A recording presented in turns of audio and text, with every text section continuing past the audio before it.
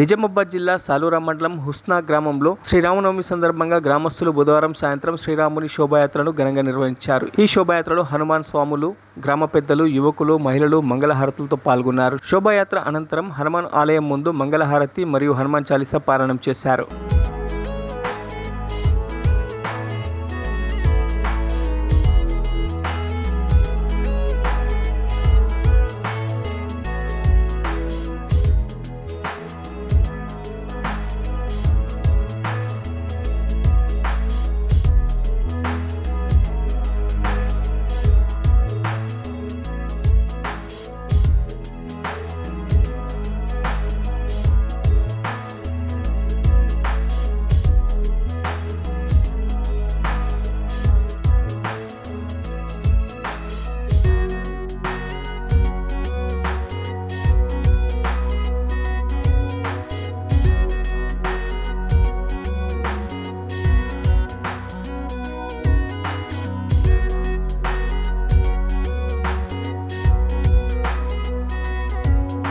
మరిన్ని అప్డేట్స్ కోసం మా ఛానల్ని సబ్స్క్రైబ్ చేయండి.